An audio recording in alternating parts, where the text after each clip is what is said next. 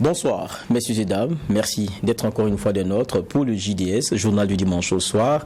Rendez-vous 19h30 chaque dimanche. Ceci dit, le rendez-vous d'aujourd'hui sera marqué par ces sujets. Visite d'émissaires de la CEDEAO au lendemain du discours du président du Faso. Le président d'Amiba annonce un bilan dans 5 mois sur le plan sécuritaire, la création de comités locaux de dialogue pour la restauration de la paix et autres mesures. Analyse et décryptage dans quelques instants.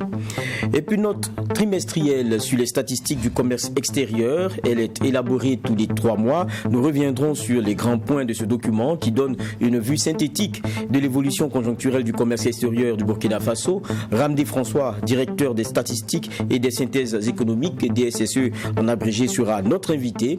Et enfin sport, Ligue 1, l'ONAB, 23e journée, le point du match AS Police Majestic. Nous parlerons des querelles au sein des étalons avec le team manager Bansé devenu indésirable. Et l'on terminera aussi avec Iron Bibi qui a conservé son titre de champion du monde de lock lift.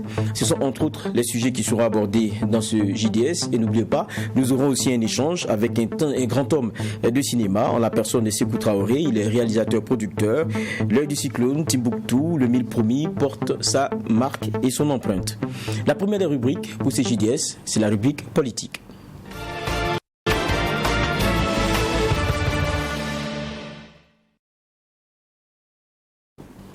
Nous l'annoncions en titre, le président du Faso, le lieutenant-colonel Paul-Henri Sandaogo Damiba, a reçu en fin d'après-midi hier une délégation de la CEDEAO avec à sa tête le président de la commission Jean-Claude Cassibrou.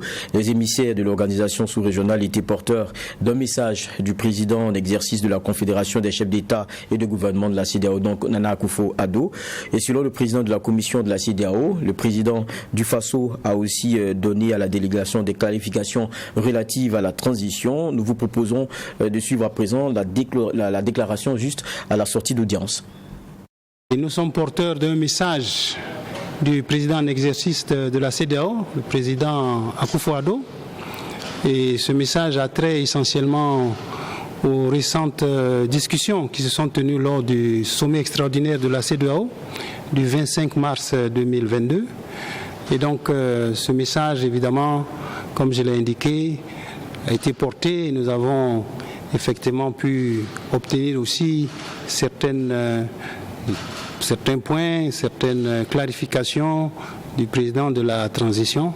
Et donc ça a été vraiment des discussions très, très constructives et nous en sommes très heureux. Nous venons donc d'écouter Cassibrou, qui était à la tête de la délégation de la CEDEAO. Nous allons égrener d'autres sujets qui ont marqué notre actualité cette semaine. Situation nationale, dans un discours à la nation, le 1er avril, le président du Faso, Paul-Henri Damiba, est revenu sur les 2 mois de gestion depuis la prise du pouvoir, tout en reconnaissant la grandeur de la tâche à accomplir et évidemment les attentes légitimes des populations. Le président a réaffirmé son engagement à respecter l'esprit et la lettre, dit-il, de la charte de la transition. Il annonce un bilan de la mission de reconquête du territoire dans 5 mois. De nouvelles mesures ont été prises. Je vous propose de l'écouter. En plus des mesures déjà en cours, j'ai décidé, premièrement, de la création de comités locaux de dialogue pour la restauration de la paix, dont la mission est d'initier des approches avec les membres des groupes en rupture de dialogue avec la nation. Deuxièmement, de l'interdiction formelle aux populations civiles de résider ou de mener des activités dans certaines zones d'opération militaire. Troisièmement, de la restriction des manifestations à caractère politique ou associatif de nature à perturber l'ordre public ou à mobiliser des forces de sécurité dont la contribution serait plus opportune au front. Quatrièmement, du démarrage effectif de l'opération des audits dans l'administration publique et dans les sociétés d'État. Les travaux d'audit ont d'ailleurs commencé ce jour, 1er avril 2022. Et enfin, de l'organisation d'une journée de prière pour la paix et la réconciliation dans notre pays.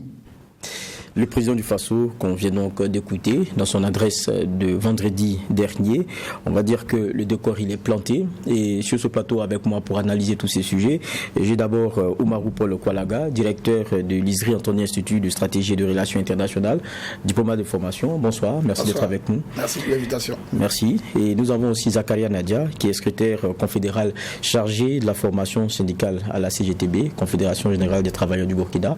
Bonsoir, merci d'être avec nous. Bonsoir pour l'invitation. Merci pour l'invitation. Deux sujets, on va dire comme ça. Le premier, c'est la CEDEAO qui était en visite avec Kassibrou à la tête. On a écouté tout à l'heure ce qu'était le point des échanges avec le président du Faso, mais ceux qui ne sont pas les puristes des codes de la diplomatie comme nous n'avons rien compris. On est rentré, on a discuté, on s'est compris, on est sorti. C'est un peu ce qu'on a entendu tout à l'heure. Entre les lignes, ça veut dire quoi ce qu'on a entendu tout à l'heure, Oumarou Paul Kwalaga?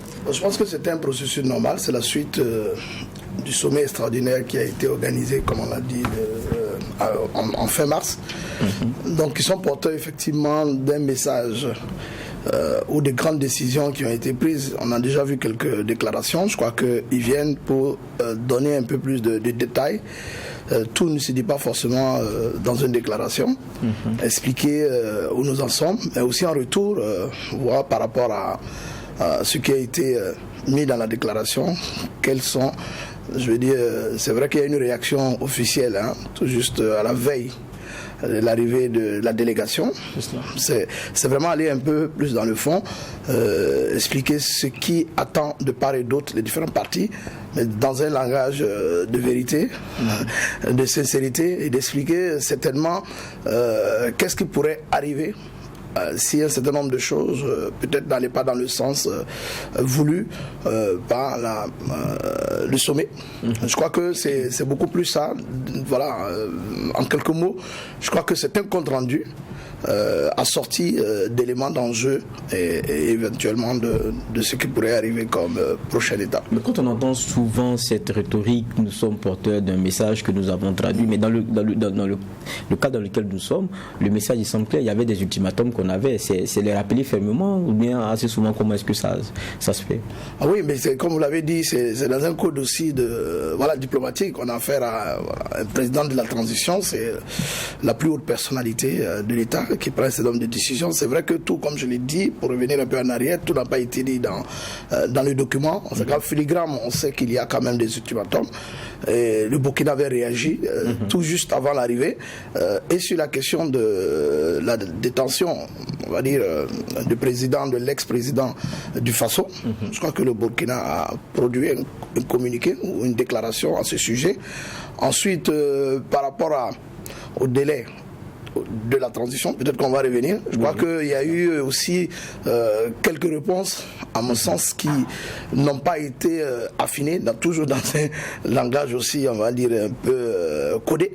Mais on a pu comprendre qu'il va y avoir des échanges et je crois que ça continue. Sur la question des délais, demain il y a une rencontre, je crois que la première étape, c'était d'échanger sur les grandes formalités, écouter, donner quelques pistes de réflexion, expliquer les enjeux, expliquer la suite et demain, la délégation va se retrouver avec, une fois de plus, les autorités pour cette fois-ci aller plus en profondeur. Je crois qu'au sortir de cette rencontre, on pourrait avoir beaucoup plus de la substance. Je crois que les partis, chacune de son côté, comprend les enjeux de cette rencontre. Parce que comme on l'a dit, les choses se font de façon graduelle et c'est un processus qui est enclenché. On explique, il y a de la pédagogie, mais il y a aussi de la fermeté quelque part. Voilà un peu ce que je pouvais dire sur ces aspects. D'accord, on va revenir dans le détail sur certains points du discours du président, mais avant, moi je vais me retourner vers Zakaria Nadia.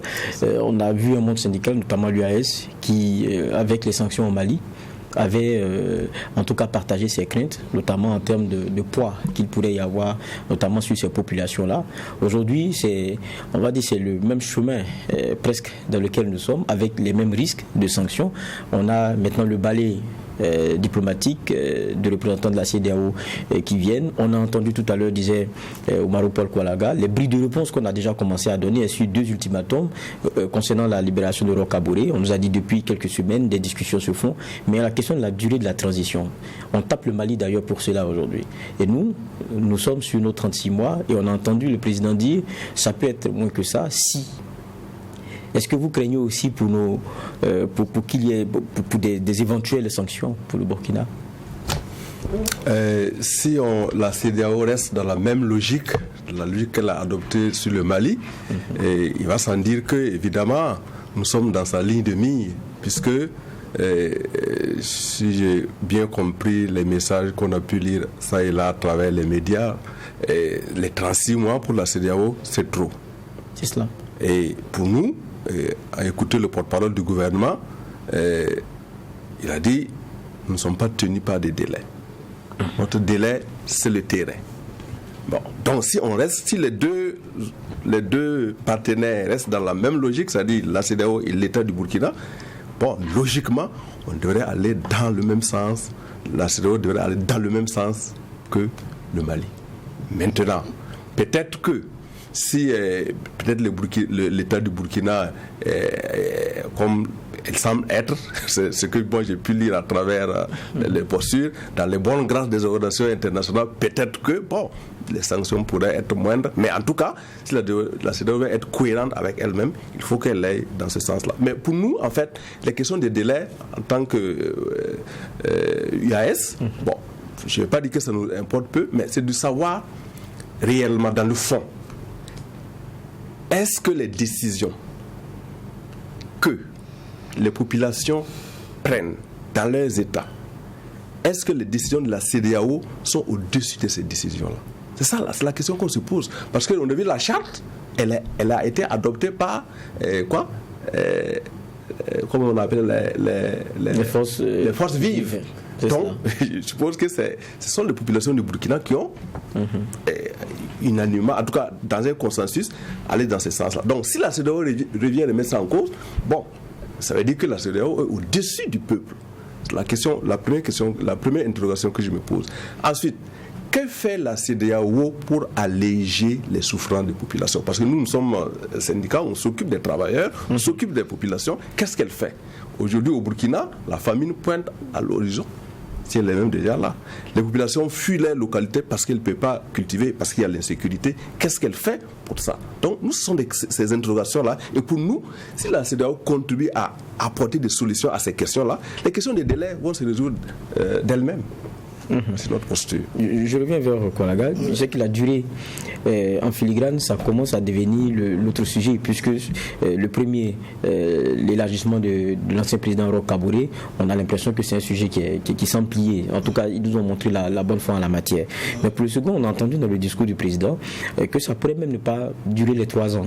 Si le terrain donner d'autres résultats. Et en matière d'inversion des tendances, il y avait des éléments plus probants. Mais est-ce que ça ne veut pas dire aussi que si après, jusqu'à la 3e année, on n'a pas les éléments probants, on risque d'être dans la même situation, dans un prolongement? Déjà, j'allais revenir un peu en arrière par rapport à l'interrogation de notre cher ami.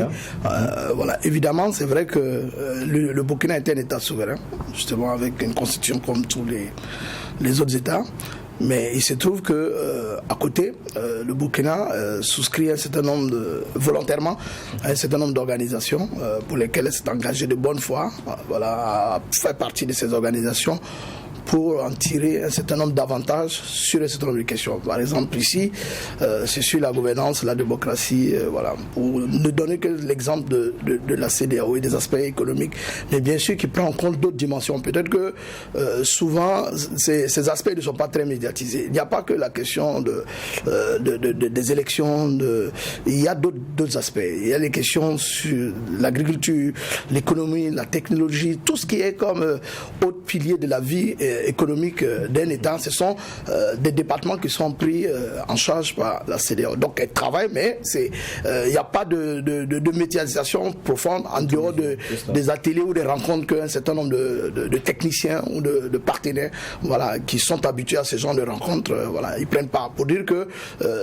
elle ne se braque pas uniquement, mais le fondement, je vais dire, de cette organisation, c'est d'abord que l'État qui est parti a souscrit volontairement pour qu'il y ait développement, pour qu'il y ait tous ces autres aspects, il faut qu'il y ait quand même une stabilité, il faut qu'il y ait de la paix. Voilà, c'est déjà peut-être ça. Donc à partir de ce moment-là, dès lors qu'il y a une rupture à l'ordre constitutionnel, évidemment, la CEDEAO est dans une logique, voilà, d'appliquer son mandat. C'est pourquoi d'ailleurs, je reviens un peu en arrière, il ne faut pas toujours voir la CEDEAO comme la partie où on voit uniquement que les sanctions. Vous avez posé une première question, pourquoi tout ce balai, hein? Justement parce que quand un pays membre est dans une situation comme celle du Burkina, comme celle du Mali, il est aussi du devoir de la CEDEAO, c'est dans son droit de venir, d'échanger et d'essayer de comprendre, mais d'accompagner aussi, parce que souvent on ne le dit pas suffisamment. L'idée c'est d'accompagner ceux qui sont là. Je veux dire, le pourcentage des délégations, de la délégation qui est là, est composé essentiellement aussi d'experts sur un certain nombre de questions. Donc l'idée c'est d'expliquer les enjeux et de dire jusqu'à quel point, en allant peut-être ou en étant en marche, je veux dire, des instances de la CEDEAO, il y a peut-être souvent beaucoup à perdre qu'on ne sait pas. Par rapport à la coopération d'abord entre les États, bien sûr, avec d'autres partenaires qui ne sont pas membres de la CEDEAO, parce que nous faisons partie d'un bloc aujourd'hui. Aucun pays, quelle que soit, je veux dire, sa volonté, ses capacités, ses ressources, même les pays les plus développés, aujourd'hui, ne trouvent des solutions par rapport à un certain nombre de problèmes qu'au sein d'un certain nombre d'institutions, d'organisations. C'est cela, je crois, le plus important qu'il faut d'abord regarder. Donc l'idée derrière, si on inverse la chose et qu'on voit qu'en réalité, tout ce qui est en train de se faire, c'est plutôt d'accompagner, je veux dire, l'État du Burkina Faso à revenir très rapidement au niveau des instances et à trouver des solutions à sa situation.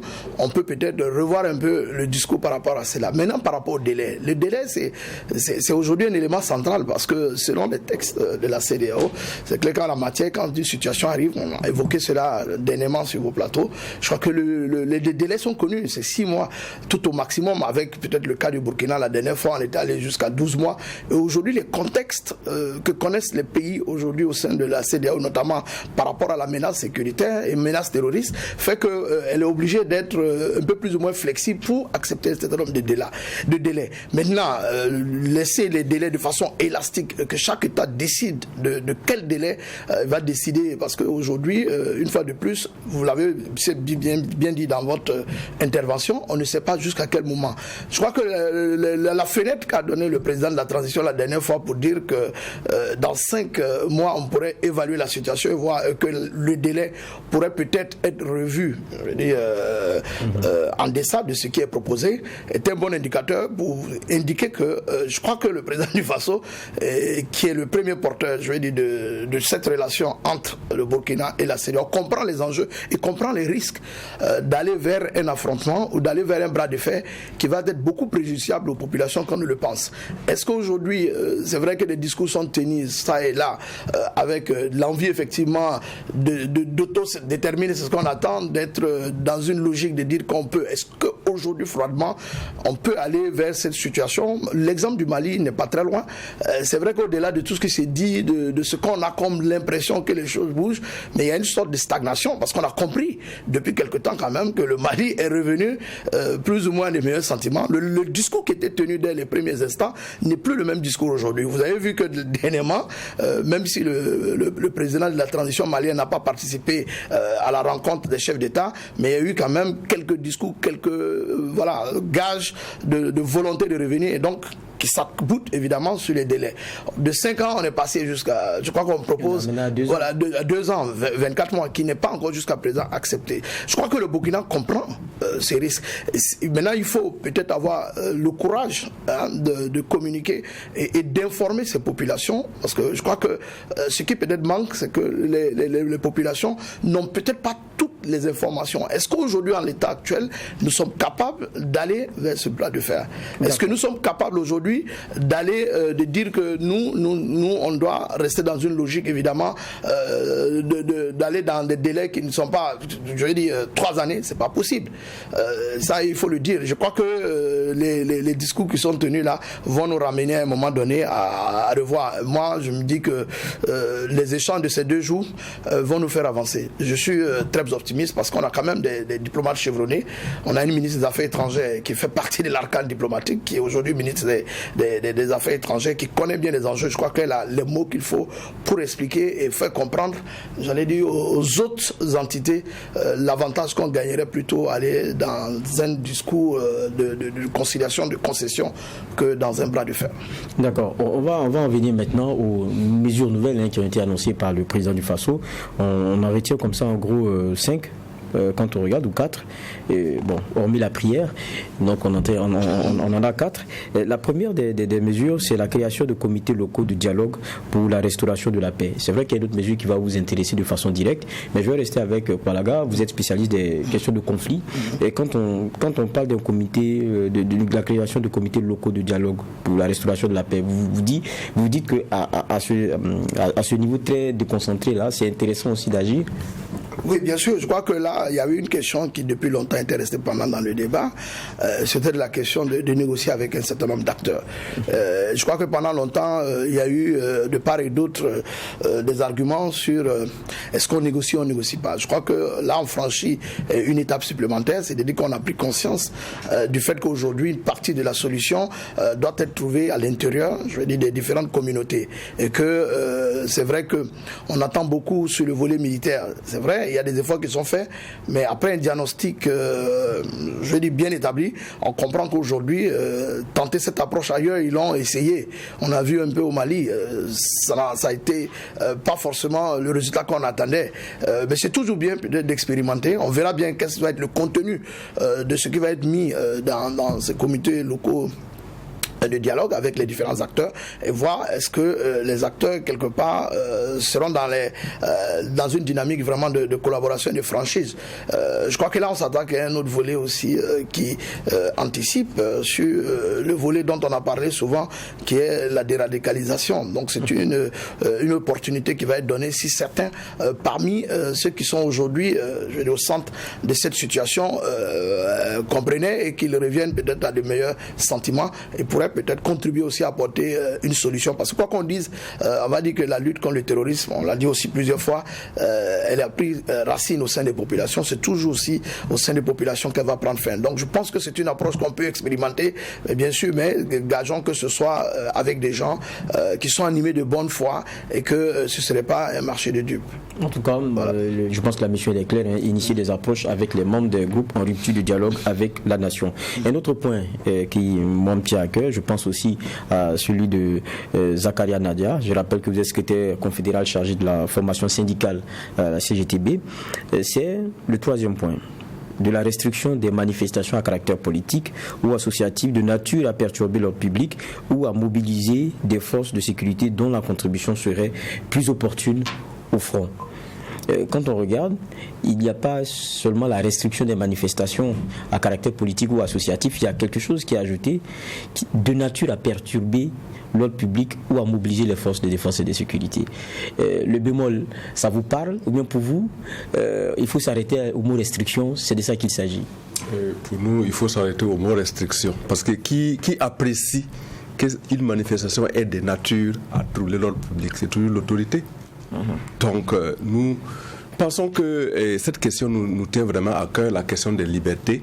Et dès le 26 janvier, après le coup d'État, l'UAS a fait une déclaration pour dire il faut que le nouveau régime qui vient de s'installer prenne langue pour respecter les libertés démocratiques et syndicales. Parce que pour nous, c'est important. Une organisation syndicale, elle vit parce qu'il y a des libertés. S'il n'y a pas de liberté, comment elle interpelle? Comment elle organise ses manifestations? Donc, ces restrictions viendraient vraiment à remettre en cause des acquis de lutte qu'on a acquis de longue date.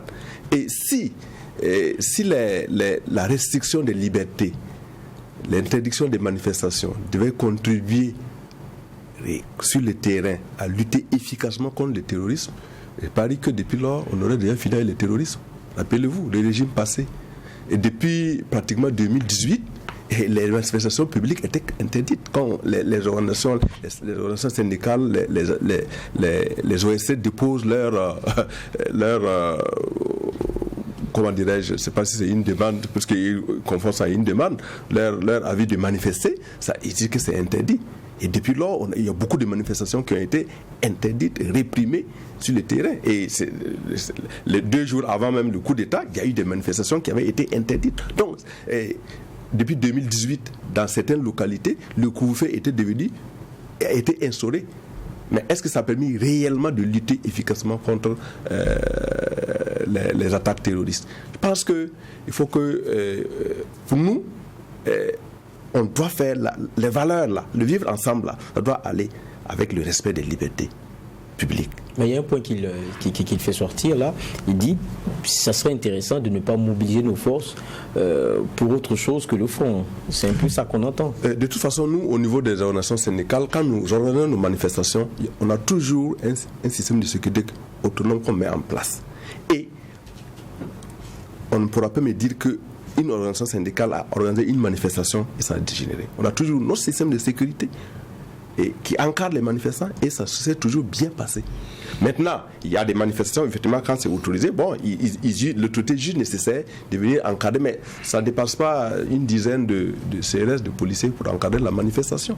Donc pour nous, c'est vraiment pas la solution. Et on peut, bien entendu, tout en luttant contre les attaques terroristes, tout en essayant de ramener notre pays à la sécurité, de restaurer les territoires qui ont été plus ou moins, où les populations ont plus ou moins fui, on peut le faire tout en respectant les libertés démocratiques et syndicales. Pour nous, c'est fondamental. Et ça, on comprend votre point de vue, mais il y a un autre point, le démarrage effectif de l'opération des audits de l'administration publique. Vous défendez les travailleurs. Hein. Quand on parle d'audit, on a une administration aussi qui a été longtemps aussi, quoi qu'on dise, indexée pour un mal profond, c'est la question de la corruption, oui, bon, et pour un certain nombre d'éléments. Est-ce que vous pensez que ça fera long feu quand on regarde? C'est pas la première opération du type qu'on nous annonce. Hein. Je crois que ça c'est ce qu'il dit dans le discours, c'est l'opérationnalisation. Sinon, la mesure avait été déjà Elle avait annoncée. déjà été prise. Voilà, et donc elle avait donc commencé, comme il disait, le 1er avril, de façon effective. Mais pour nous, bon, ça ne souffre pas de débat. Si vous estimez que vous êtes arrivé même si c'est par un coup d'État, vous voulez voir clair dans les affaires que vous voulez gérer, mais c'est normal que vous faites un état des lieux. Pour voir comment est-ce que les finances sont gérées, comment est-ce que l'administration est gérée. Pour nous, ça va de soi et ça ne souffre même pas d'annonce. Voilà. On ne peut pas même faire des annonces sur ça. Mais nous, l'inquiétude, c'est quoi sur cette opération? Vous voyez, et depuis 2 mois, les nouvelles autorités sont en place. Pendant près de 2 mois, en tout cas plus d'1 mois, les ministères ont été gérés par les secrétaires généraux du gouvernement qu'on a destitués. Et jusqu'à présent, bon, pour me corriger si je me trompe, ce sont les mêmes SG qui sont en place. La plupart des directions générales sont toujours gérées par les mêmes personnes. Bon, je ne sais pas. Qu'est-ce qu'on veut? Est-ce que réellement l'opération va arriver à l'objectif qu'on veut? Il faut voir la transparence. Je ne sais pas. D'accord. Dans des cas où effectivement,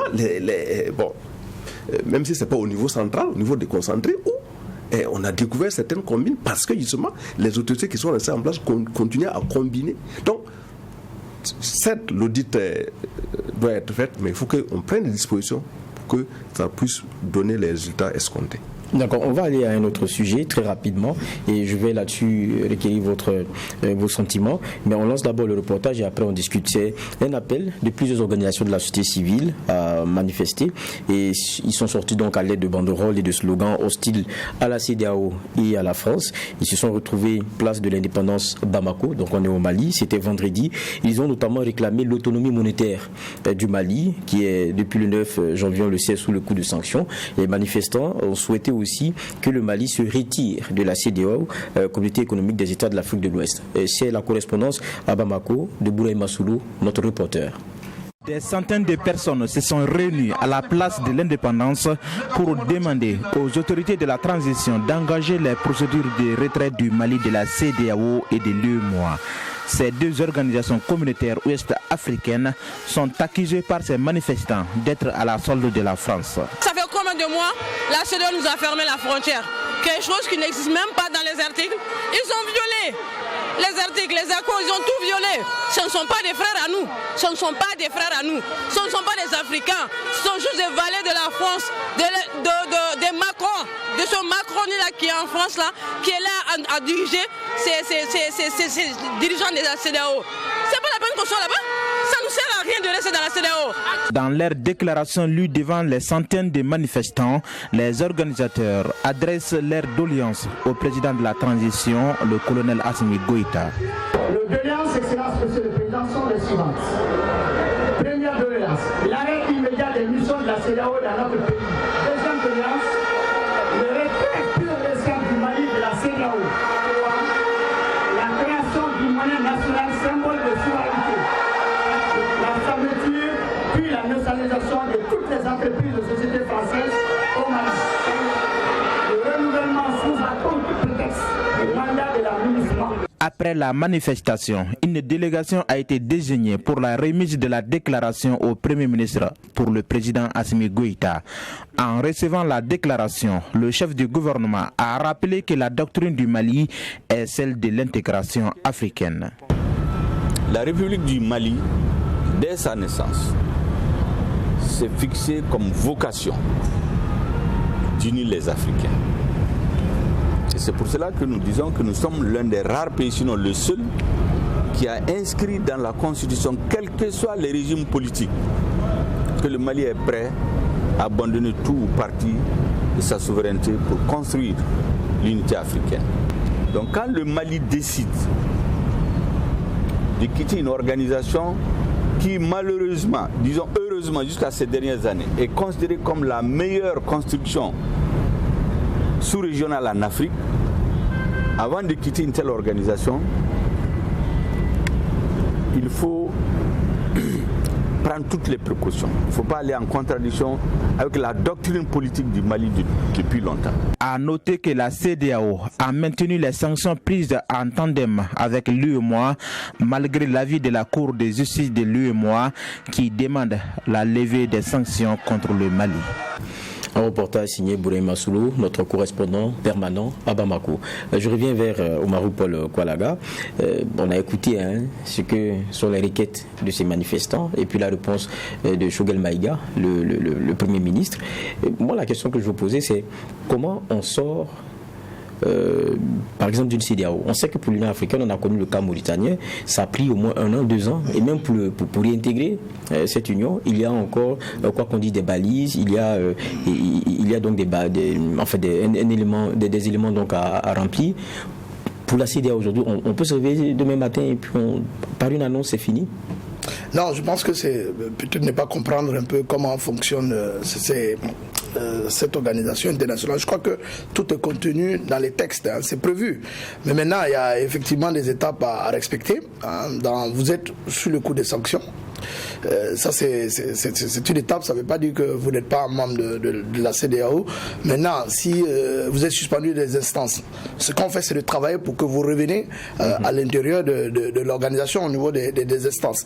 Maintenant, si après, bon, je crois que ce qui est intéressant à voir, c'est qu'on a vu une variation dans les discours du Premier ministre. Je crois que les discours qu'il tenait il y a quelques semaines, quelques mois en arrière par rapport à une situation pareille, je crois qu'aujourd'hui on constate bien qu'il y a une certaine un discours qui est un peu modéré. Voilà, il comprend, je crois qu'il l'a dit clairement, il faut réfléchir par 2 fois avant de prendre telle décision. De l'autre côté, les populations, elles sont légitimement en droit, effectivement, par rapport aux conséquences, parce que quand vous écoutez les acteurs, vous comprenez qu'il y a déjà des effets énormes sur les populations. Donc c'est le ras-le-bol qui fait qu'aujourd'hui, ces populations ne pouvant plus tenir, peuvent accuser qui elles veulent. Et en général, souvent, celui qu'on accuse, c'est celui qui n'est pas très loin, c'est celui qui a des relations de proximité avec vous. Et je ne vais pas vous dire, puisque c'est clair, on sait que c'est un certain nombre d'États dont on accuse d'être des manipulateurs ou d'être une organisation qui serait aux ordres. Je peux vous assurer, par expérience, pour avoir pris part à un certain nombre de rencontres, que contrairement à ce qui s'est dit, les choses ne se passent pas de cette façon. C'est vrai qu'il y a aujourd'hui de plus en plus, il y a des voix qui sont autorisées à intervenir sur cette question, que ce soit au niveau de la CEDEAO, que ce soit dans d'autres cadres, la société civile ou des experts interviennent sur des questions, c'est-à-dire des déclarations qui sont pendues par les États. Mais il ne peut pas avoir aujourd'hui de rencontre sans qu'il y ait d'autres parties comme des experts, comme des organisations de la société civile qui apportent des observations, qui font des amendements sur un certain nombre de questions. Peut-être que ça aussi, ce n'est pas très compliqué. Donc il y a des canaux justement pour apporter ces contributions. Maintenant, pour revenir à la question de la sortie, vous allez faire une demande.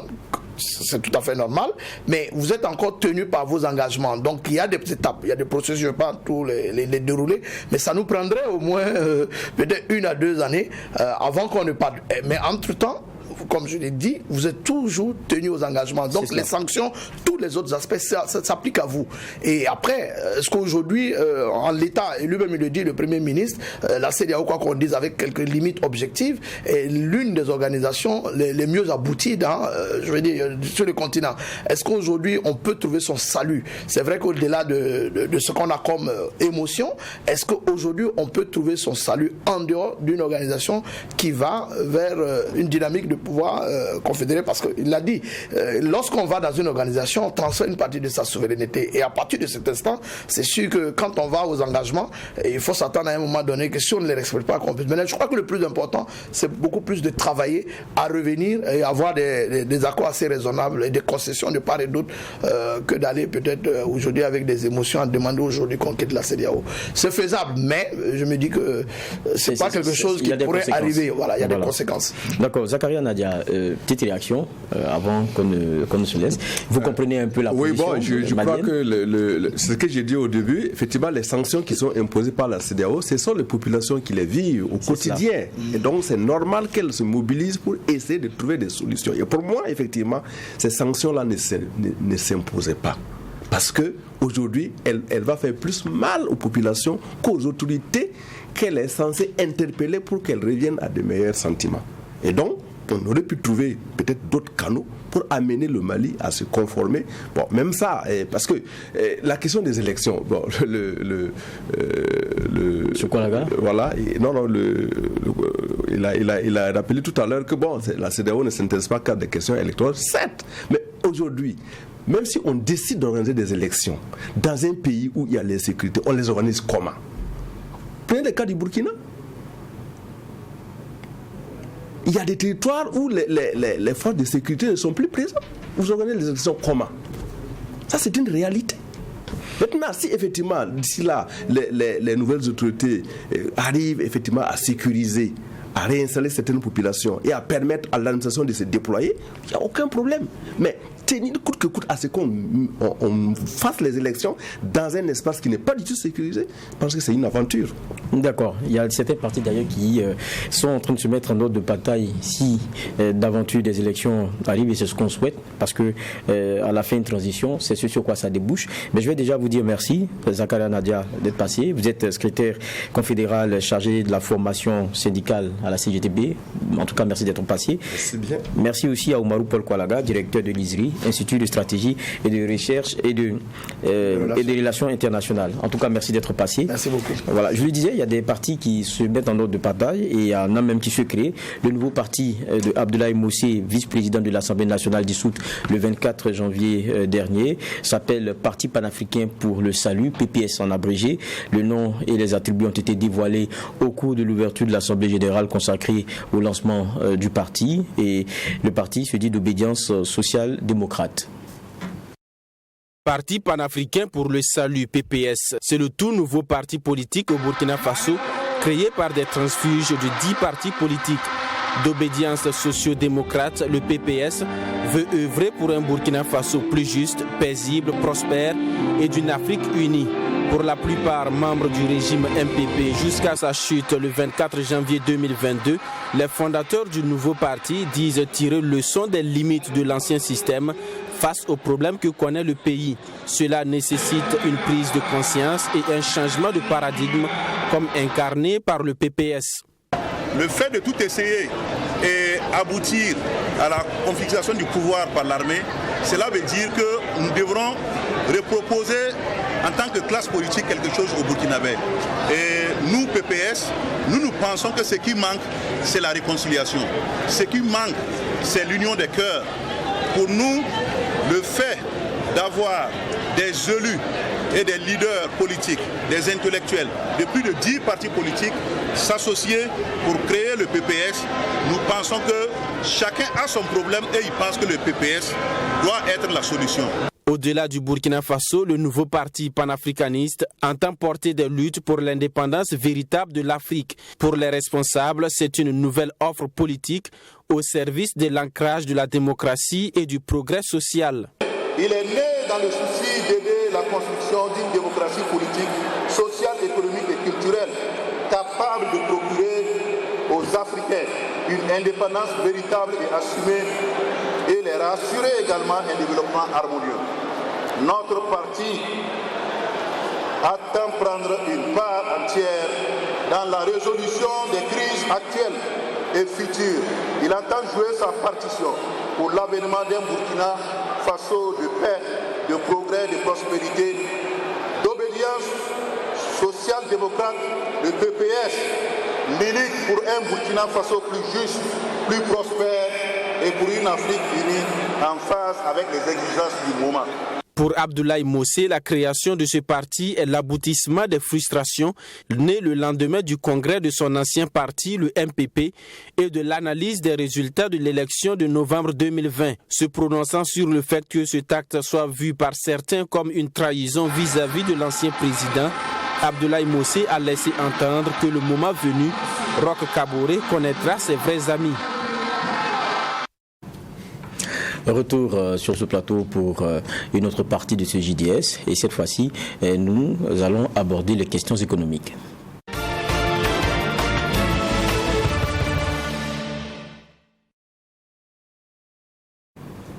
Nous allons parler des notes trimestrielles sur les statistiques du commerce extérieur. Elle est élaborée tous les 3 mois et nous avons décidé donc de revenir sur les grands points de ce document qui nous dit-on, donne une vue synthétique de l'évolution conjoncturelle du commerce extérieur du Burkina Faso. Et nous sommes avec M. Ramdé François, directeur des statistiques et des synthèses économiques d'ISSE, pour nous éclairer sur ce document. Bonsoir. Bonsoir. Merci d'être là. Et nous sommes aussi avec David Nana, qui est celui avec qui je vais partager les questions pour que nous ayons les réponses de Ramdé François. Bonsoir David. Bonsoir Geoffroy, bonsoir à tous les téléspectateurs. Voilà, un plaisir. On a tout à l'heure eu déjà quelques briques d'images sur cette note trimestrielle sur les statistiques du commerce extérieur. La première question, on va aller d'abord dans poser le débat. Quand on dit commerce extérieur, parce que tous ceux qui nous regardent ne savent pas de quoi il s'agit. Okay. Voilà. Alors, tout d'abord, je voudrais, au nom du directeur général de l'INSE et de l'ensemble de mes collaborateurs, vous dire merci pour l'invitation que vous nous avez faite pour donner des éclairages par rapport à nos publications statistiques et en particulier la publication trimestrielle sur le commerce extérieur. Voilà. Alors, pour revenir à votre question, quand on parle de commerce extérieur, il s'agit des échanges de biens et de services entre un pays et l'extérieur. Voilà. Et lorsque vous échangez, vous échangez vos produits avec l'extérieur, on appelle ça des exportations. Maintenant, lorsque vous faites rentrer des produits, on parle d'importation. Mais il y a quand même une précision que je vais donner, parce que je disais tout à l'heure, il s'agit des importations et des exportations de marchandises et de services. Alors, au niveau de l'INSE, nous nous occupons des importations et des exportations de marchandises en collaboration avec la Direction générale des douanes. En ce qui concerne les services, c'est beaucoup plus la Banque centrale qui s'occupe des statistiques sur les importations et les exportations de services. D'accord. Ce qui est clair. Oui, David? On va rester, j'ai envie de dire qu'on va rester dans la pédagogie et puis essayer de comprendre davantage en quoi il consiste ce document-là, cette note trimestrielle-là, en quoi consiste-t-elle et puis quelle est sa portée pour l'économie de notre pays.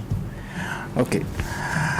Alors, comme on l'a dit, c'est une note synthétique qui permet de donner un aperçu sur l'évolution trimestrielle des échanges de marchandises entre notre pays et l'extérieur.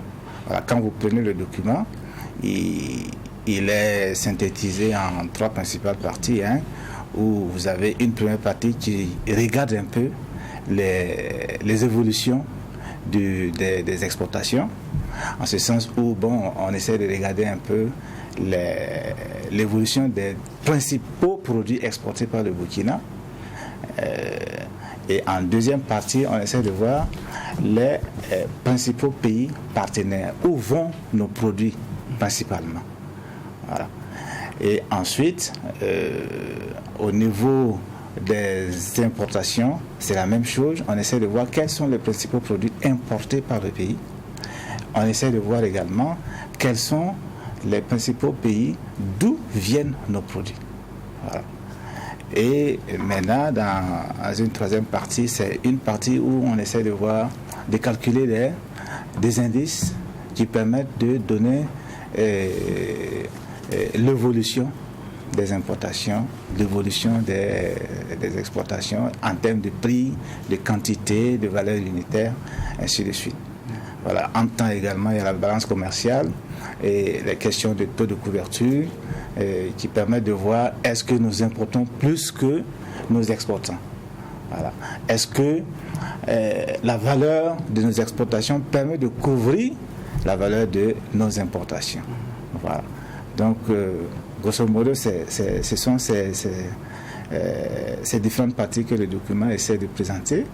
Et bon, en fonction de l'utilisateur, vous savez qu'est-ce qu'il faut en tirer. Voilà. Parlant d'utilisateurs, il y a la population lambda, comme vous et moi, ou encore Geoffroy. Est-ce que le politique s'y intéresse? Est-ce qu'il tient compte dans sa prise de décision? Bon, je dirais oui, parce que il faut dire que en termes de politique, il faut dire que les importations, les statistiques des importations et des exportations que nous produisons sont repris par la Banque centrale qui essaie de les retravailler avec ce que je disais, le complément sur les services. Et ça permet d'orienter la politique monétaire. Voilà. Parce que quand vous importez, ça fait sortir des devises. Voilà. Quand vous exportez, ça fait rentrer des devises. Voilà. Donc le politique, quand même, il s'occupe, il regarde un peu qu'est-ce qui se passe pour pouvoir ne pas être surpris ou pas qu'on veut importer et qu'on n'a pas de devises pour importer. Voilà. Alors que les importations viennent pour satisfaire des besoins au niveau interne. Voilà. Maintenant, allez-y. Maintenant, pour l'individu, l'individu lambda, il faut avoir un intérêt à disposer de ces statistiques-là. Quand je prends par exemple quelqu'un qui veut investir au Burkina, il est peut-être intéressé de savoir le produit que je veux fabriquer, qui va sortir de mes usines de production. Est-ce que c'est importé? Est-ce que c'est déjà importé? Est-ce que c'est beaucoup importé? Quel avantage j'aurai à m'investir dans tel domaine? Est-ce que ça va me rapporter quelque chose? Si ça ne me rapporte rien, si la concurrence sera trop forte, les gens vont faire le calcul pour voir, est-ce que c'est la peine que je m'investisse dans ce domaine-là? Voilà. Pour les commerçants aussi, par exemple, commerçants, je ne suis pas sûr qu'ils exploitent, mais peut-être que quelques-uns l'exploitent. Il s'agit de voir parmi les principaux produits importés, est-ce qu'il y a des produits que je peux trouver quelque part, les amener au pays et pouvoir les écouler pour en tirer profit. Voilà. D'accord. De façon structurelle, de ce qui ressort du document, et ce depuis 2009, notre balance commerciale, elle est toujours déficitaire. Peut-être que la question, elle peut être évidente pour vous, mais pour le citoyen lambda qui nous suit, qu'est-ce qui fait? C'est vrai que quand on dit déficitaire, ça veut dire que nos exportations sont au-dessus de nos importations sont au-dessus de nos exportations. Oui. Mais qu'est-ce qui pourrait expliquer cette situation-là pour le citoyen lambda qui nous suit? Bien. Alors, c'est comme je le disais tantôt, quand on importe, c'est pour satisfaire des besoins. Voilà. Une importation, on peut importer pour mettre dans le processus de production. Voilà. Quand on veut des matières premières, pour produire d'autres produits qui ne sont pas sur place, vous êtes obligé d'importer. Voilà. Et ça peut être aussi des importations pour consommer. Donc, en fait, c'est la demande qui crée les besoins d'importation. Voilà. Maintenant, pour les exportations, c'est ce que nous produisons sur place. Et peut-être qu'on ne peut pas transformer ça sur place, mais c'est mieux de les envoyer à l'extérieur pour que d'autres puissent les transformer en de produits nouveaux, voilà, pour pouvoir le faire. Voilà. Mais on se rend compte que nos besoins sont plus importants venant de l'extérieur que ce que nous-mêmes nous produisons. Donc quand vous prenez le panier des importations et des exportations, on se rend compte que en termes de diversité de produits, la diversité des produits qu'on importe, elle est beaucoup plus importante que ce que nous avons à proposer à l'extérieur. Voilà. C'est vrai que quand on le parcourt, il y a beaucoup de choses qu'on apprend. Ouais. D'abord, on voit que la Suisse, c'est le premier, c'est parmi nos clients, c'est-à-dire que là où on exporte, la Suisse, mais c'est parce que c'est l'or. Après, il y a Singapour qui vient, et après, il y a qui c'est la Côte d'Ivoire, la Côte d'Ivoire qui vient et tout. Maintenant, quand vous voyez nos importations, c'est la Chine, parce qu'on est très consommateur de leurs produits, et on voit qu'essentiellement, c'est électroménager, c'est téléphone, c'est toutes ces choses-là. Ouais. Mais derrière, moi, il y avait une autre question, parce que quand je lisais les lignes, il y avait une précision. Ce que vous travaillez, vous le disiez, avec le service d'adouane. Oui. Donc, ça veut dire que ce qu'on a, c'est l'état du déclaré. Tout à fait. Donc, il y a l'économie souveraine qui n'a pas je veux dire qu'il y a une bonne part qui vous échappe. Tout à fait. Bon, effectivement, comme vous l'avez dit, le document traite effectivement des statistiques officielles. C'est ça. Voilà. Ça ne constitue pas une limite? Bon, c'est une limite, mais nous pensons que l'essentiel des produits importés passe quand même par la voie officielle. Mais il faut se dire aussi qu'il y a d'autres endroits où nous essayons de capter cette économie informelle-là pour pouvoir l'estimer et le prendre en compte dans les statistiques macroéconomiques du pays. Je veux parler des comptes de la nation, où la BCEAO essaie quand même d'estimer avec un certain nombre de méthodes l'économie, les importations et les exportations non contrôlées. Voilà. C'est vrai que c'est pas parfait, mais ça essaie quand même de combler un déficit d'information et quand même qu'on puisse avoir des informations fiables. Voilà, parce que, bon, les statistiques, on ne peut pas dire que c'est ce que vous avez, c'est pile poil ce qu'on a. Mais on peut l'approcher d'une manière ou d'une autre, de telle sorte que ce qui reste à côté n'est pas important. Bon, je voulais aussi savoir que c'est vrai que quand je l'ai parcouru, ça je ne l'ai pas vu, parce que je vois pays par pays, c'est les clients qu'on a, ceux d'où on importe, et on se rend compte que parce qu'on a des produits comme l'or et autres, donc le relationnel dans les deux sens, ça ne peut pas être, ça ne peut pas être un indicateur. Mais quand on prend les pays de la sous-région, on a quand même un bon flux. Je prends le cas de la Côte d'Ivoire. Oui. Est-ce qu'il y a des pays avec lesquels on se retrouve avec une balance commerciale qui soit excédentaire pour le Burkina? Bon, là, il faudra qu'on rentre dans les statistiques, parce que là... parce que j'ai l'impression, comment je parcourais les chiffres importation et exportation, j'ai pas fait des calculs, mais j'ai l'impression que, on est un peu perdant dans tout. Hein. Mais il y a eu un excédent, je crois que c'est... il y a eu quand même, sur un certain nombre de trimestres, des excédents. Il faut se dire que c'est un peu dû à la pandémie de la Covid-19 qui a ralenti quand même un certain nombre de transactions entre le pays et puis l'extérieur. Voilà, mais une fois qu'on est en train de juguler la crise sanitaire, nos besoins à l'extérieur sont beaucoup plus importants que ce que nous exportons. Voilà. Okay. Justement, quand je parcourais aussi le document, nous sommes ravis de voir que dans le top 10 des produits que nous exportons, contrairement à ce qu'on aurait pu penser, tout de suite matières premières, c'est-à-dire oléagineux, tout cela on a pu comprendre, mais on se rend compte qu'au top 7 et 8, ces produits exportés là, ce sont des matériels, appareils et matériels de génie civil et construction. Ça nous a tiqué un tout petit peu, on voudrait bien comprendre. 8e position, équipement mécanique de pièces de manutention. Ça veut dire que le Burkina Faso exporte ces produits-là. Oui. Et c'est vrai, c'est bon, c'est vrai. On en produit ou comment ça se passe?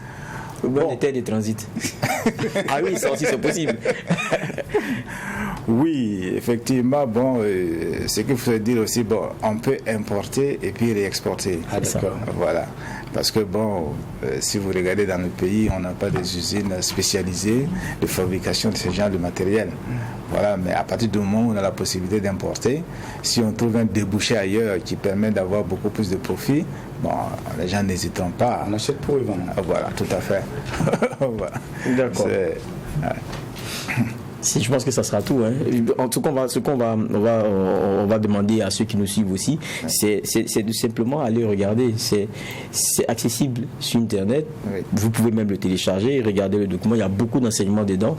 Oui. Et quand on voit un peu comment aussi notre économie est très polarisée, il y a beaucoup de choses qui ressortent. Et je pense que c'est un bon travail en tout cas que vous menez. Et ça mérite d'être su, ça mérite d'être ventilé. En tout cas, merci d'être passé pour en parler avec nous. Peut-être une dernière chose. Chose à ajouter, c'est vrai que c'est un document, c'est une note synthétique qui ne permet pas de faire tout ressortir. Voilà, donc quand vous lisez les premières pages du document, on invite les utilisateurs qui ont des besoins plus spécifiques à s'adresser directement à l'Institut pour qu'on puisse traiter les informations pour les mettre à leur disposition. Parce que c'est notre travail de pouvoir mettre des statistiques à la disposition des utilisateurs, notamment pour ceux qui veulent en faire du business, ou bien les étudiants, les chercheurs, voilà. Mais à partir du document, on ne peut pas avoir certains détails. C'est ça. Voilà, donc c'est toujours mieux de se rapprocher de l'Institut et nous sommes toujours prêts à satisfaire les besoins autant que faire se peut. Merci bien, Monsieur Ramdé François. Je rappelle que vous êtes directeur des statistiques et des synthèses économiques des SSE. Merci d'être passé. Merci. Merci aussi David Nana pour cette frange économique qu'on a partagée ensemble, mais ce n'est pas terminé. On va passer à une nouvelle qui pour nous est très bonne. Coris Bank Guinée-Bissau, qui a été inaugurée le 30 mars dernier dans sa capitale, donc Bissau. La cérémonie s'est déroulée en présence du président Oumarou Sissoko Mbalo et des membres de son gouvernement. Il y avait aussi le diplomate Jacob Ouedraogo, ambassadeur du Burkina Faso au Sénégal et en Guinée-Bissau qui était présent. Le groupe Coris Bank, la banque au total bilan de 4 750 milliards de francs CFA, complète donc sa présence dans les 8 pays de l'UEMOA. Abdoul Rahim Niénié pour le reportage. Avec cette implantation en Guinée-Bissau, Coris Bank International est désormais présente dans 8 pays membres de l'UEMOA et en Guinée-Conakry. Une extension de l'institution bancaire qui justifie l'ambition panafricaniste du groupe Coris. Alors nous avons eu l'opportunité d'être reçus par son Excellence le chef de l'État, avec lequel nous avons échangé sur l'inauguration officielle de Coris Bank International en Guinée-Bissau. Comme vous le savez, notre groupe est un groupe panafricain et nous avons décidé de nous installer ici à Bissau pour apporter notre contribution au financement de l'économie du pays. Donc aujourd'hui, c'est l'inauguration officielle de notre succursale ici à Bissau. C'est le président de la République de la Guinée-Bissau, accompagné de plusieurs membres du gouvernement, qui a présidé la cérémonie d'inauguration. Il dit avoir bien accueilli l'implantation de Coris Bank International dans son pays. Trata-se do lançamento oficial das atividades de Coris Bank International na Guiné-Bissau Grâce au lancement des activités ici en Guinée-Bissau, Coris Bank International contribue à financer des activités économiques. Nous savons aussi que le progrès social doit s'asseoir sur le renforcement du tissu économique et Coris Bank contribue à cela. En vérité, la présence de Coris Bank est une marque de confiance à l'économie et au futur de la Guinée-Bissau. Na verdade, a vossa presença no mercado guinense representa voto de confiança na economia e no futuro da Guiné-Bissau. Idrissa Nassa a pour sa part invité les investisseurs, particulièrement les ressortissants des pays couverts par le réseau Coris, à investir dans ce pays qui regorge d'énormes potentialités. Il promet l'accompagnement de Coris Bank à ses investisseurs. Retour sur ce plateau et on ferme ici donc la partie économie de ce journal du dimanche au soir pour ouvrir une autre porte, c'est celle culture.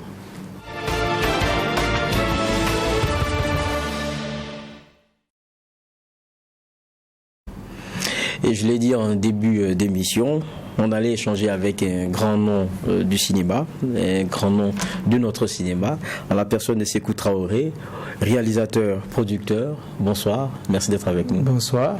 Ce qui est intéressant, c'est que nous, devant la caméra, sommes bien vus, sommes bien connus. Quand je dis nous, ça peut être présentateur, acteur aussi.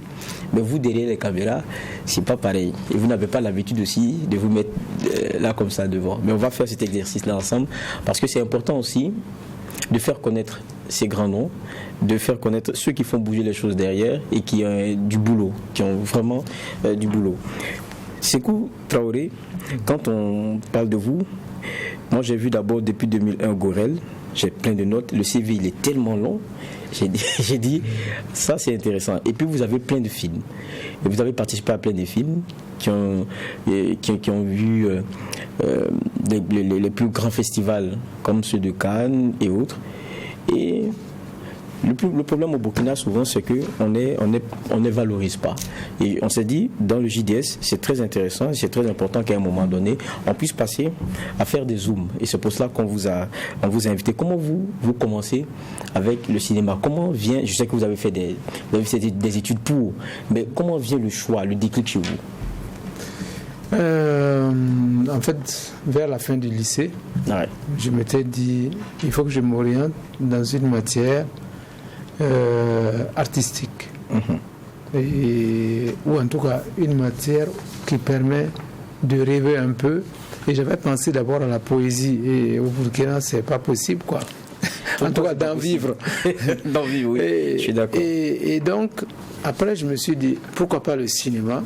Et ça tombait bien qu'il y a un grand frère, voilà, un cousin qui était en train de faire des études de cinéma et qui était revenu donc pour la période des vacances, qui me dit bon, si ça t'intéresse après le bac, tu peux, il y a une filière cinéma qui se trouve à Ouaga, tu pourras aller faire des études de cinéma quoi. Et c'est comme ça que quand j'ai eu le bac, bon, j'avais pas une mention mauvaise. Donc mon premier choix c'était donc cinéma, et puis le deuxième ça devait être l'anglais, et puis le troisième choix ça devait être l'allemand, et puis bref, donc je me suis retrouvé donc à l'école de cinéma à Ouaga, et puis après ça c'était voilà, le conservatoire à Paris, et puis ensuite la Sorbonne Nouvelle pour les sciences du langage. Voilà, ça c'est l'université de Paris 5. D'accord. Et pour que les gens comprennent, quand vous entendez l'œil du cyclone, ça porte votre touche. Vous avez été réalisateur du film, de ce long métrage là, FESPACO 2015, prix Oumarou Ganda, prix Samben Ousmane Ecobank, et Talent de bronze, prix Yamoa, prix CDAO, prix du meilleur acteur, prix de la meilleure comédienne, prix Ciné Droit Libre, 25 autres prix dans le monde. Quand on regarde, c'est pas que ça. J'ai mes fiches, et il y a par exemple Timbuktu. Oui. Ça parlait, ça porte encore. Timbuktu, c'est donc le film de mon cher ami et aîné Abdelrahman Sissako de Mauritanie. Avec qui vous avez bossé, oui. Et donc j'étais le régisseur général et puis en même temps producteur exécutif de ce film, qui était extrêmement difficile à tourner dans le désert de Mauritanie. Bon, mais c'était une très belle expérience. Comment se fait ce rapprochement-là pour que vous puissiez travailler sur ce projet? Bon, en fait, je pense qu'il sait comment je travaille en tant que directeur de production en général. Et quand il a voulu faire son film Bamako, qui a eu énormément de succès dans le monde, il m'avait appelé. Et il se trouvait qu'on était donc en tournage d'une série télé à Bobo qui s'appelait Le Nouveau Royaume d'Abou. Et donc, je ne pouvais pas être dispo. Et comme c'est quelqu'un qui tient parole, et quand il a voulu faire Timbuktu, il a dit, tu m'avais promis, donc tu ne peux pas me lâcher. Et c'est comme ça que je me suis retrouvé donc, dans le désert mauritanien pour 7 mois. Donc 4 mois de préparation et puis 3 mois de tournage. Et puis bon, ça a donné ce que ça a donné. Ça a été un très grand film, ce qui est sorti en salle en quelques semaines à Paris. C'était des millions d'entrées. Bon, bref. Oui, c'était un film, un très beau film, mais en tout cas un film difficile à faire. Difficile. Et il y a par exemple aussi un autre que j'avais, c'est L'œil du cyclone. Quand on regarde, ça raconte l'histoire de Emma, une jeune femme avocate idéaliste, on l'a tout suivi, qui est avocate commise d'office pour défendre un rebelle. Voilà. Et une histoire aussi. Et ça c'est 2015, si ma mémoire est bonne. Oui, c'était pour le FESPACO 2015. On a tourné le film en 2014 au Cameroun et au Burkina Faso. Et qui rafle aussi plusieurs prix. Un beau film avec un passage qui a été très marqué aussi, quoi qu'on dise, au FESPACO par les talons d'argent et plusieurs autres prix spéciaux. Voilà. Et puis Umaru Banda, oui. Mais je me dis comment se font aussi ce type de connexion-là, parce que vous travaillez sur beaucoup de films. Bon, c'est vrai qu'on ne prédit pas que c'est un succès. Vous travaillez avec des grands noms. C'est au fil du temps qu'on se forge. Ça veut dire que derrière la caméra, vous vous connaissez, chacun regarde le travail de l'autre. Il s'est dit, sur ce projet, je suis convaincu que lui, il peut m'apporter quelque chose. C'est comme ça que ça se passe? Oui, en général, c'est comme ça. C'est vrai qu'on finit par savoir, quand tu veux composer une équipe, tu dis, bon, lui, je le veux comme directeur de production, lui, je le veux comme producteur exécutif, lui, je le veux comme machiniste, comme chef opérateur. Effectivement, quand tu as une très bonne alchimie, ça finit par marcher. Mais si dès le départ, tu te trompes au niveau du casting des techniciens, quel que soit ce que tu vas faire comme autre casting, à savoir le bon casting de comédien, c'est pas sûr que ça marche. Voilà. En 2001, c'était Gourel. Si vous tournez en pellicule 16 mm, ça c'est d'autres conditions. Oui, c'était un des films, en tout cas de mes propres films les plus difficiles, parce que on a tourné dans le vrai Nord qui nous appartient pas, qui nous appartient plus aujourd'hui. C'était à Gorom Gorom et nous étions au mois de juin et on avait vraiment mis les moyens. On avait des petits moyens, mais on a été super audacieux. C'est-à-dire qu'aujourd'hui, que quelqu'un loue un hélico pour jouer des scènes dans un film, c'est tellement rare, alors que ça devrait être le plus courant aujourd'hui. C'est vrai que pour L'œil du cyclone, quand on a voulu louer un hélico, on a vu que l'hélico était devenu hyper cher, la location. Moi, je ne sais pas par quelle acrobatie, je suis toujours dans des films où il y a des histoires d'avions, alors que je ne suis pas un cinéaste qui a de l'argent, mais j'essaie de ne pas mettre de barrières au niveau de mes rêves, quoi. Et donc pour L'œil du cyclone, à nouveau le problème d'avion se posait et on a vu qu'à Ouaga particulièrement, la location d'avion était très très chère. Donc qu'est-ce qu'on a fait? On a regardé du côté de Bobo, parce que Bobo, je pense que par son passé colonial, d'ancienne capitale coloniale, en tout cas, il y a toujours un bon système pour louer les avions moins chers. Parce que je vois beaucoup de lycéens à Bobo qui vont à l'aéroclub de Bobo et qui apprennent à piloter et c'est vraiment pas cher.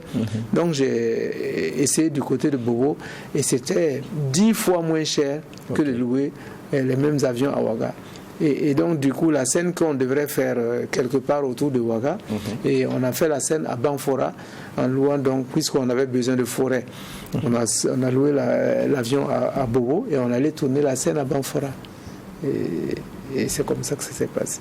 Et donc ça a coûté moins cher et vous avez eu ce que vous vouliez. Ça a coûté moins cher, mais donc pour Gorel lui-même qu'on a tourné donc dans le Nord, le film nous a coûté cher parce que en plein mois de juin, on ne sait pas qu'est-ce qui s'est passé, c'était devenu comme un mois d'août.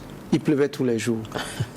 Et ça, vous n'aviez pas prévu? Non, c'était vraiment pas prévu parce que habituellement, nous on avait besoin du vrai désert. C'est ça. Mais au bout de 3 jours de pluie, il y avait des herbes partout et on ne peut pas faire croire aux gens que ce désert est dur, quoi. C'était devenu de la verdure. Donc les gens de la déco ont réellement souffert parce qu'il fallait désherber tous les jours pour qu'on soit dans notre désert. Et tous les déplacements qu'on avait prévus loin de Gorom, on a laissé tous les véhicules 4x4. Il a fallu louer des grands camions pour faire ces déplacements-là. Donc c'était vraiment, ce n'était plus le même film. Donc bon, en tout cas on l'a tourné. Voilà. J'ai dit parce qu'au fil du temps et au fil de vos explications, ceux qui nous regardent vont vous découvrir. Quand on prend par exemple la série de Canal De plus en plus loin de Fabien Dao, vous y avez travaillé, même avec Maman aussi Gondwana. Tout ça, c'est plein de connexions. Oui, en fait, pour Maman, comment ça s'est passé, j'étais là en train de me dire, bon, je vais faire un tour du côté de Bobo pour me reposer. Ça n'existe pas en général chez moi. Mais je me suis dit, je vais aller voir les parents. Et puis, arrivé à Boromo, je reçois un coup de fil des Français qui me disent, oui, tu es sur quoi en ce moment et tout, banalement, quoi. Et puis, j'ai été franc, j'ai dit non, sur rien, je suis en train d'aller à Bobo et tout. Ils disent, ça tombe bien, demain tu prends l'avion. Il y a un film difficile qui se passe à Abidjan, on a besoin de toi. C'est comme ça.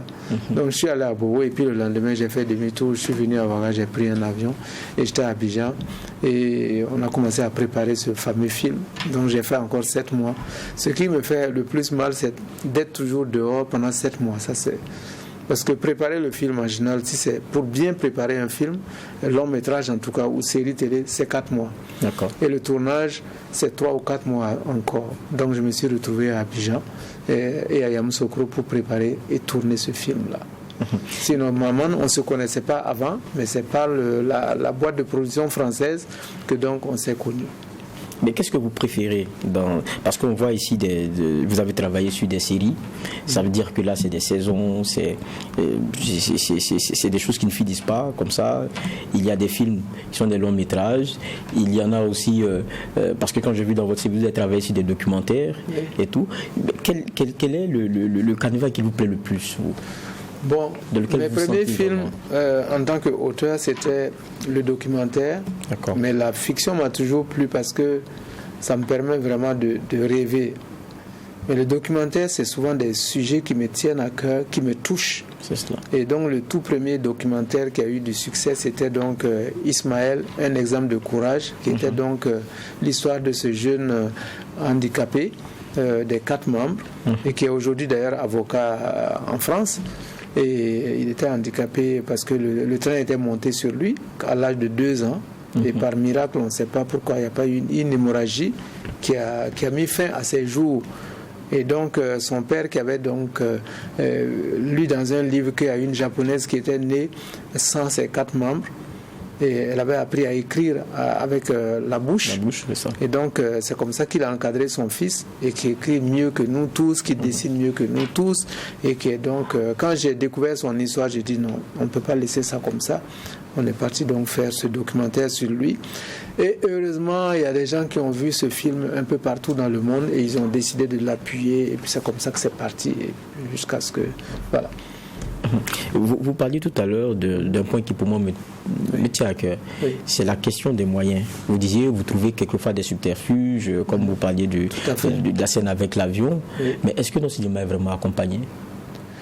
Bon, en tout cas, notre cinéma par rapport à la place qu'il occupe au Burkina Faso et à la place qu'il devrait occuper aujourd'hui en Afrique, il devrait être sérieusement accompagné. Parce que j'ai peur souvent de me répéter, parce que je dis toujours que c'est notre vraie carte d'identité, quoi. Parce que rien ne prédestinait ce pays à être un pays de cinéma, tout simplement parce que c'est un pays pauvre. Et le cinéma demande toujours beaucoup de moyens. Et ce pays a décidé que non, moi je suis pauvre, mais je vais faire des films. Et grâce au film, c'est une autre image du Burkina Faso qu'on présente au reste du monde. Les gens n'arrivent pas à se dire que c'est vraiment un pays pauvre qui produit autant d'œuvres de qualité. Un jour, quelqu'un disait en France, un producteur français qui a plus de cinéastes au Burkina que de cultivateurs au Burkina. Il disait ça pour s'amuser, mais je veux dire que c'est pas parce que nous, on est pauvres que nous n'avons pas droit au rêve, quoi. Et j'ai trouvé que c'était vraiment, je veux dire, c'est un vrai chemin que les aînés avaient choisi, aussi bien au niveau de la politique qu'au niveau de la culture, d'avoir été courageux et choisir un chemin si difficile. Et c'est pour ça que je dis aux autorités, il faut que nous, on continue dans ce sens-là. Puisque ce n'est pas l'or qui va nous faire connaître, ce n'est pas l'agriculture qui va nous faire connaître. Ce qu'on a choisi, et on est devant les gens, et on est en train de nous rattraper et de nous dépasser, continuons dans ce chemin-là. Parce que les œuvres culturelles, là, je veux dire, quand tu investis peu, tu récoltes beaucoup. On n'a pas besoin de dire à nos dirigeants que le Nigeria, avec son Hollywood, qui est en train de basculer dans le cinéma standard, grâce à ça, ils ont dépassé l'Afrique du Sud au niveau du PIB. C'est ce qui s'est dit vers 2014 et c'est toujours le cas.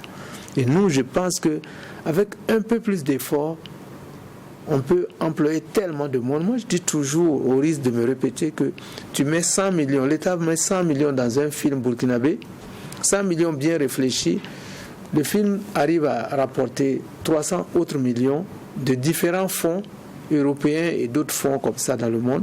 Et on se retrouve avec 300 ou 450 millions pour faire le film. Mais en dehors des finitions du film qui se passe en Europe et qui nous coûte en général autour de 100 millions, mais tout le reste, ça rentre dans l'économie burkinabé. Et c'est plein de secteurs qui sont arrosés par cet argent-là. C'est ce que je dis toujours. D'accord. Actuellement, c'est que vous travaillez sur quel projet?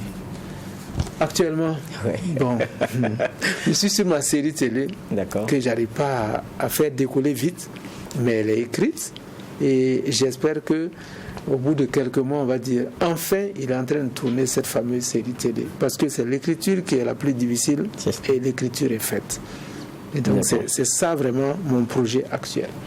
Merci bien, Sékou Traoré. On a été très heureux d'échanger avec vous. Et puis on va dire à nos téléspectateurs, Gorel ou le mille oublié, je pense que nous... Et le mille promis, voilà, ou le mille promis. Et à l'origine, c'est l'ancien ministre Baba Ama qui avait écrit cette nouvelle-là, qui avait écrit donc la nouvelle qui s'appelait Le Mille Promis. Le Mille Promis, c'est et ça. moi, j'ai pris ça, j'ai adapté au cinéma et il m'a dit, tu peux adapter ça comme tu veux. Et donc j'ai pris la nouvelle, j'ai transformé ça donc en film. Et on espère que nos téléspectateurs seront accrochés, ils pourront le voir à un moment donné. Merci bien. En tout cas, c'est vous Traoré d'être passé sur ce plateau. Ça a été un plaisir pour nous d'échanger avec vous. Merci. Et les portes ne sont pas fermées. Hein. Comme vous êtes sur un projet, quand ça finira, on vous recevra et on en parlera. En tout cas, merci d'être passé. Merci beaucoup. D'accord. La dernière rubrique pour ce JDS, c'est la partie sport.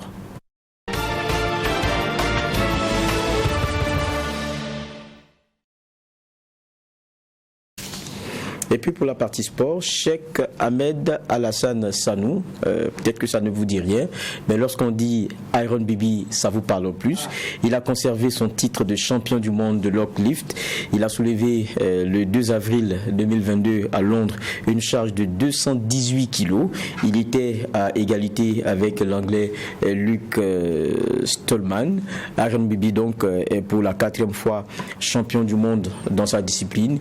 Il avait déjà soulevé une charge de 229 kilos et prévoyait de soulever cette fois-ci une charge de 230. Il a pu le faire, mais ça n'avait pas été homologué, mais il conserve tout de même son titre de champion du monde. On va lui souhaiter donc beaucoup de bonheur pour la suite et beaucoup de force, déjà qu'il en a. Et on va parler aussi à présent football avec ce qu'il y a eu à AS Police Majestic, 23e journée de Ligue 1 Lonabe, et le score final c'était 2-0. Je pense qu'on doit avoir les 2 buts. Je dis déjà bonsoir à celui qui vient de me rejoindre, Claude Romba. Bonsoir. Bonsoir Geoffroy Var. Merci d'être là avec moi. Très heureux d'être également là pour parler de sport. Évidemment. Et justement, je parlais de AS Police Majestic, 23e journée de Ligue 1 Lonabe. Je pense qu'on devrait logiquement avoir les buts puisque lors de cette rencontre, il y a eu 2 buts qui ont été marqués. 2-0, c'était le score final. Et on devrait même avoir, voilà. Il faut dire que 2 buts qui ont été marqués par l'attaquant de l'AS Police en la personne donc de Kamsie Rodrigue qui a le pied en feu puisque il marque ici un superbe but. Kamsie Rodrigue de l'AS Police, l'actuel meilleur buteur de ce face au foot, et il va même accentuer son avance au classement des meilleurs buteurs du face au foot. Voilà, c'est vraiment un boulet de canon qui envoie au gardien qui ne peut rien faire. Et vous allez voir ici, Kamsie, un vrai opportuniste, va donc permettre à son équipe de marquer un 2e but. Il y va tout seul, il fait parler sa technique et puis un peu de finesse pour le 2e but réalisé par l'attaquant des policiers qui, on le dit, caracole au classement des meilleurs buteurs avec 12 réalisations actuellement pour Kamsie Rodrigue de l'AS Police. Ça fait du bien à son entraîneur, il faut le dire, Mousso Mourinho, puisque il prend sa revanche en tout cas sur Falcao parce qu'ils ont battu Majestic. Majestic avait battu le match aller 3-2. Et là, ils viennent battre Majestic 2-0. Je crois que c'est une belle revanche. Je pense qu'on peut même les écouter, parlant des encadreurs. Je pense qu'on va retenir la première mi-temps. Et la deuxième mi-temps, je vais dire, parce qu'en première mi-temps, on a suivi le rythme de l'adversaire. Et malheureusement, on a pris un but. À la sortie, on a essayé de faire surface en essayant d'être plus présent devant. Chose qu'on a réussi. Mais encore on prend un second but. Je pense que ça a été le tournoi du match. Dans l'ensemble, je pense que nous avons fait une deuxième bonne mi-temps, même si l'inefficacité encore était au rendez-vous.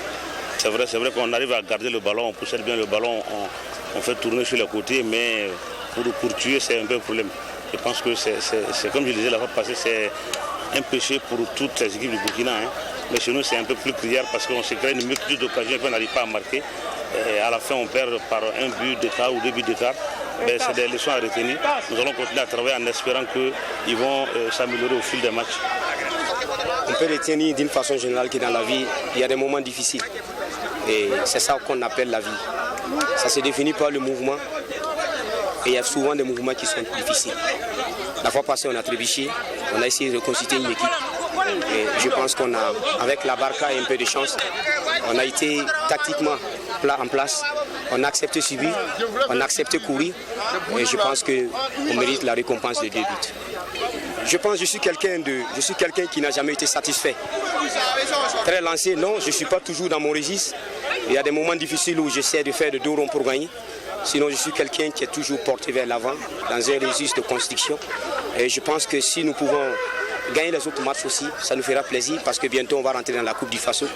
Et pour maintenir l'équipe en première division et voir d'autres objectifs, s'il faut bonifier cette saison avec la Coupe du Faso. L'AS Police donc qui a dominé le Majestic. D'autres points? Évidemment, 2-0 également, c'est le score qui a sanctionné le match entre l'ASFB et Salitas qui se réveille enfin puisque les Colombes de Ouaga 2000 ont réussi donc l'exploit donc avec un déplacement assez périlleux du côté de Bobo du Lasso, mais ont réussi à battre l'ASFB 2-1. L'ASK sur son terrain Gragra a coupé là, a fait déjouer l'USFA 0-0. La SEC de Koudougou sur son terrain terre battue du côté de Koudougou a pris le meilleur sur le RCK 1-0. L'AS Douane a été encore stoppé, mais cette fois-ci ils n'ont pas perdu certes, mais l'AS Douane perd des points puisque accroché par le Kiko FC 0 partout.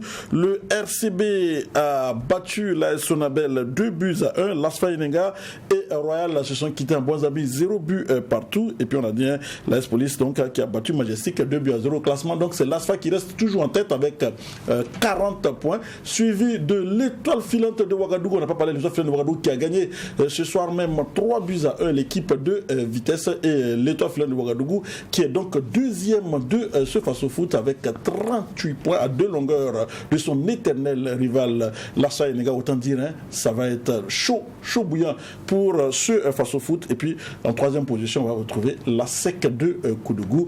On peut le dire également aussi, Salita sort donc n'est plus dernier de ce face au foot puisque à la faveur de sa victoire sur l'ASFB, c'est l'ASFB désormais qui est l'antenne rouge de ce face au foot. Donc Salitas qui gagne une place, peut-être que c'est le réveil des protégés du colonel Yacouba Ouedraogo. chaud bouillant. Je retiens cela, mais c'est pas positif cette fois, puisqu'il s'agit de nos étalons avec des bisbilles. On apprend que le team manager Bansé n'est pas si désiré par ses petits frères. On a vu même la vidéo de Bansé s'expliquant sur un certain nombre d'éléments. On a senti des joueurs aussi qui ont envie de crever cet abcès-là. C'est pas bon ce qui se passe pour notre football, Claude Lamba. Évidemment, on peut dire que c'est chaud bouillant du côté de l'écurie des étalons du Burkina Faso. Comme je l'avais dit, c'est un peu la facture qu'on paye par rapport à cette Coupe d'Afrique des Nations où on n'a pas soldé évidemment les choses avant donc de repartir après donc l'intermède de la CAN, et aujourd'hui ça éclate aux yeux de tout le monde. C'est un peu dommage. C'est également dommage qu'on décide de mettre tout ça sur la place publique. Je pense que après cette sortie des joueurs, on a appris que les joueurs ont rencontré le président Lazare Bansé avec un certain nombre de revendications, parmi lesquelles demandaient le départ donc de Aristide Bansé. Mais que s'est-il passé en réalité? Il faut dire que tout serait parti, selon les informations qu'on a eues de part et d'autre, tout serait parti de ce regroupement du côté du Kosovo. Or, au Kosovo, on savait que ni Bertrand Traoré, ni Issoufou Dayo, ni Hervé Kofi y étaient.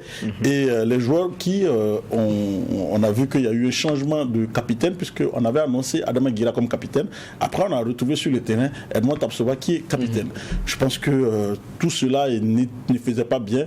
Et certains joueurs ont même essayé de rentrer en contact avec Bertrand Traoré et les autres cadres pour expliquer leur lassitude par rapport au comportement du team manager. Ce qui nous revient en tout cas.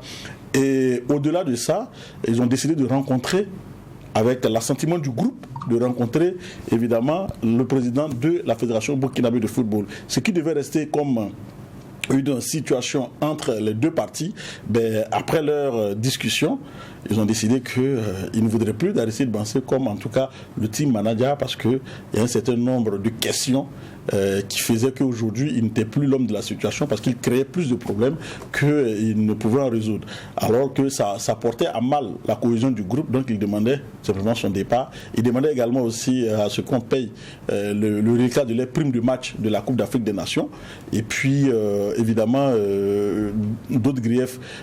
Après ils ont demandé également aussi, ils ont même demandé au président de la fédération, ce qui n'a pas plu aux joueurs, c'est que la manière dont on a débarqué Kamou Malo est revenu sur la table, et qu'ils n'auraient pas apprécié la manière, même si c'est pas eux qui décidaient, mais ils pensent qu'on n'avait pas fait une mauvaise canne que ça, et qu'aujourd'hui ils ne comprenaient pas pourquoi on pouvait débarquer aussi, je dirais, de cette façon l'entraîneur national, et que c'était pas assez élégant. Et également aussi ils ont parlé, j'ai parlé des primes, et donc ils ont demandé à ce que le team manager puisse partir. Et cela devait rester vraiment dans le secret. Dans le secret. Après, c'est sorti. Qui a fait sortir cela? Personne n'en sait. Et puis bon, ça s'est enflammé. Après, on a vu donc Bertrand Traoré qui a dit, nous avons lu sur les réseaux sociaux, en tout cas certaines choses qui se disent, qui ne sont pas forcément vraies, mais on pense que c'est des choses qu'on doit pouvoir laisser à l'interne pour ne pas que... Mais si on dévoile les choses, ce ne serait pas bien. Et le lendemain, on voit Aristide Bansé qui s'est étalé en long et en large sur ces situations, en accusant Bertrand Traoré, en accusant Kamou Malo, également aussi les anciens dirigeants de la Fédération burkinabé de football. Donc du coup, on sent que le malaise il est assez profond, et que qu'est-ce qu'il faut retenir de ça? À mon avis, c'est vrai que Bertrand Traoré est beaucoup visé sur la situation parce qu'il est capitaine, et que Aristide Bansé a dit qu'il avait été envoyé par l'entraîneur pour dire à Bertrand Traoré qu'il ne devrait pas jouer le match de la Coupe d'Afrique des Nations, un match de la Coupe d'Afrique des Nations. Et donc Bertrand Traoré qui l'aurait mal pris. Mais dans tous les cas, quand on regarde un peu, le rôle du team manager, ça doit être quoi? C'est la question qu'il faut se poser. Est-ce que le team manager peut aller dire à un joueur qui ne joue pas? Je ne pense pas. Ça, c'est le rôle de l'entraîneur. Si vous ne devez pas jouer, c'est l'entraîneur qui doit vous dire que vous ne devez pas jouer. Ensuite, on parle de discipline. Aujourd'hui, est-ce que si vous arrivez en retard, qui doit sanctionner? C'est l'entraîneur qui doit sanctionner. S'il y a une situation qui doit se faire, il appartient à l'entraîneur de prendre ses décisions. Maintenant, si c'est le team manager qui doit sanctionner, si c'est le team manager qui doit peut-être interférer dans le classement, en ce moment, ça devient beaucoup de choses à la fois. Et donc, je pense que d'abord, il faut clarifier le rôle du team manager, clarifier effectivement ça, pour ne pas qu'il y ait confusion de rôle. Et évidemment, ça crée tout ce que cela peut créer. Et on voit aujourd'hui que des joueurs comme Bertrand Traoré sont mis en avant. Alors que, quand vous regardez la composition du groupe qui est allé rencontrer Lazare Bansé, vous allez voir qu'il y a Issoufou Dayo, Blati Touré, Adama Gira, Steve Yago. Quand vous regardez ces joueurs, c'est des joueurs de devoir, c'est des joueurs qui ne prennent pas les choses à la légère. Et si ces personnes-là sont impliquées dans cette négociation, ça veut dire que c'est quelque chose d'assez sérieux et que ce n'est pas des questions de personnes. Et ce qu'on va espérer, c'est qu'il y ait un juste milieu qui soit trouvé et des solutions, parce qu'il faut qu'on ait des résultats sur le terrain et c'est ce qu'on attend de joueurs qui soient unis. Ceci dit, c'est la fin de ce JDS, journal du dimanche au soir, que j'ai pris plaisir à présenter. L'émission s'arrête ici et maintenant. On prend congé de vous. On se donne rendez-vous 19h30 dimanche prochain et d'ici là, portons-nous bien.